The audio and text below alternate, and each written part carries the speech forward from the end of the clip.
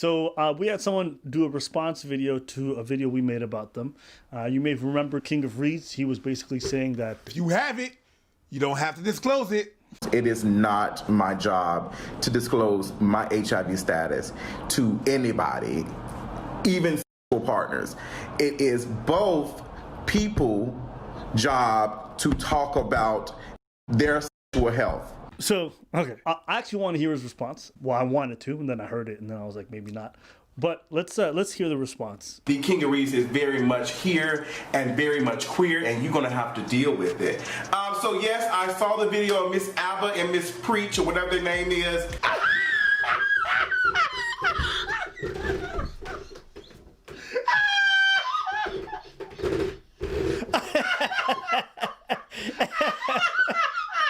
Yo, bro, did you just say?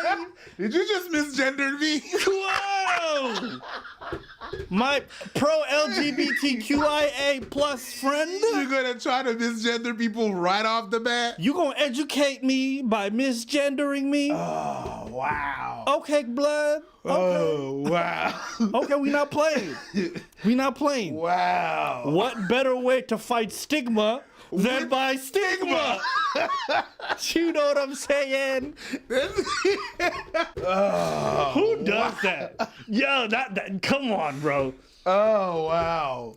Okay there, Miss Preaching at. Other things, people sometimes they want to be inclusive and they just weaponize their exclusivity. Like, I would not think of ever doing that. I would never think, if you clearly present as a male, you present as a man, I would never think of misgendering you to try to get at you. That's so petty and beneath. Especially that's when that's your fight.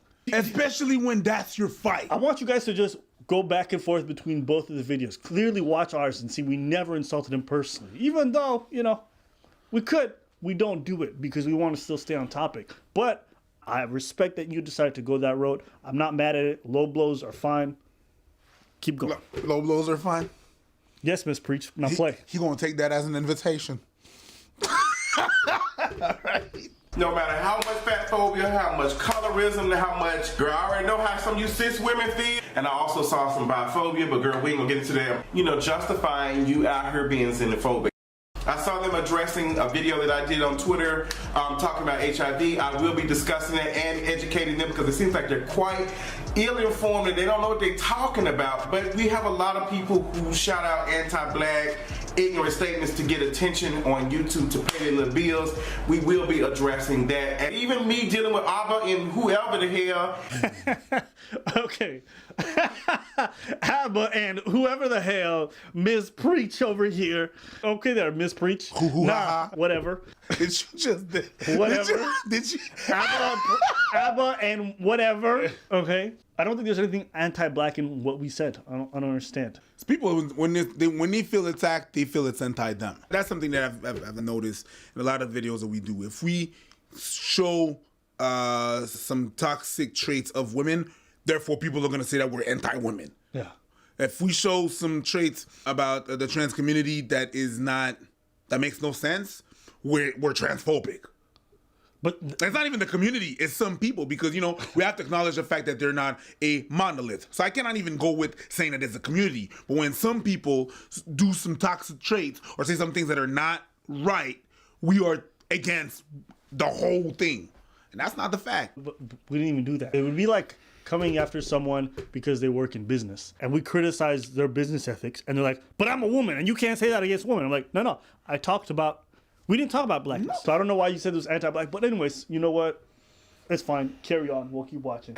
Even them telling me that what I need to do, telling me what I need to do, because now I'm getting pissed off, telling me what I need to do as a person living with HIV. Like, I ain't been out here advocating for the people living with HIV for the last 6 or 7 years.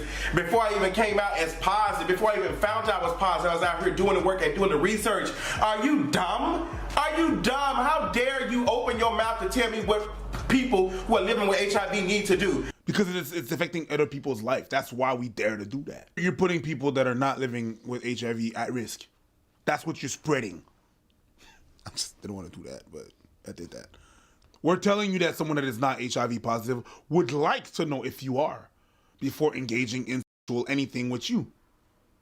That's it. That's pretty much it. How dare us? How dare I? How dare we?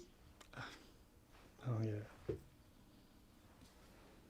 When I'm sitting here telling you what is actually killing and making people contract quote unquote HIV, which is stigma, which is what you perpetuated in that video. Like, girl, and I ain't gonna even send it to YouTube and tell them to take it down because I want to use this moment to collect y'all because them small amount of subscribers that y'all got ain't gonna get y'all nowhere anyway. Y'all don't, ain't nobody inviting y'all to speak on nobody's stage. You will sit in front of that dirty closet, that dirty room, and talk in front of an old, outdated camera and react to videos. That is your legacy. And watch mine grow. See, you could have said something. You could have. You could have been like, hey, we're going to debunk everything that they said point by point. I was waiting for that. No, you're going to diss the camera. You're going to diss the microphone. You're going to diss the room. You're going to diss. You're not going to address nothing. You see, you dealt with stigma, but you're not addressing the stigma that you're dealing with. You had a good chance to say something, but no, you're all up in your feelings. Which I understand. I get that. It hurts you, boo-boo. You hurt. It went through your heart. I get that. Understandable. Oh, I'm going to go and talk to them. And that's not a response.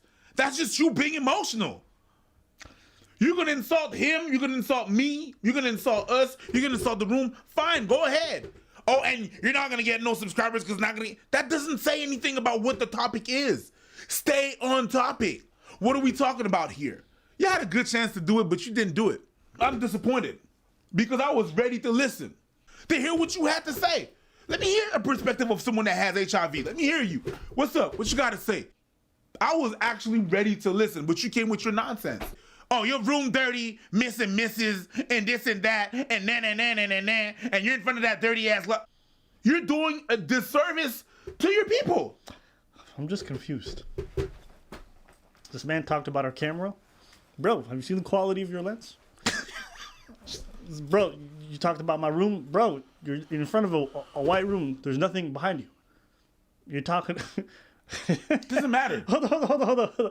You're talking about a subscriber count? Bro, we got way more subscribers than you, and we've been on this platform less time. And I don't even want to be that petty, but it's just weird. It's like walking on the street and having a homeless person be like, hey, man, you should take a nap. You look tired. I'm like, you should shut the fuck up. You look homeless. Like, why are you telling me anything when you in a dustier position than me? That's one. Two, don't do all this talking about how you want to leave our video up so that you can use it as a teachable moment. And then you miss the opportunity to provide people with that teachable moment. I didn't take him out of context. I didn't misrepresent him. Maybe he didn't eloquate his point properly, right? Like either A, he meant what he said and it's dangerous, or B, he didn't use the right words. And as someone who advocates for HIV people, he probably should use the right ones when it's something that important, right? Because when you say something like, oh, if you got it, you don't have to disclose it. It's both people's responsibility to have that conversation. It's not my responsibility. When you say stuff like that, it's almost as if you're absolving yourself of that responsibility. It's like, no, even if the other person is irresponsible, even if they're not smart enough to ask those questions and they're irresponsible, you still have that obligation to tell them. That's our stance. I was waiting to hear a smart rebuttal from you that would prove me otherwise. But no, you went straight to, oh my God, Miss Abba and Preach, right? Starting with some petty misgendering stuff. These two idiots. And then you start to bring up your track record as if that makes you infallible and makes you never be wrong. What does that have to do with anything? It's not because you've been doing something for so long that you've been doing it right. Look at our politicians. They've been in office for 50, 60 years. Do we think that they're doing a good job? And if we criticize them, would their rebuttal be, you know how long I've been working? I don't care how long you've been working in politics. You corrupt, motherfucker. That's all that matters. So don't talk to me about your track record, because that wasn't brought in question. We criticized you on one specific idea, and you didn't bring anything to the table to raise the discussion up. Instead, you went to petty insults. Yes. Which, hey, listen, you might be king of reeds, but we king of petty. Okay? We can go there, but we're not going to. Because that's not what our channel's about. I didn't build this up talking about petty. We think you're propagating a terrible idea. If we're wrong, tell us how. That's it. At the end of the day, we just want people to do better. That's all we want. So that was disappointing. Very disappointing. Let us know what you guys think in the comments below. Do you think our stance is wrong, or do you think that his stance is right? Maybe we missed something about the stigma. But overall, I think our stance is pretty clear. We want to hear your thoughts.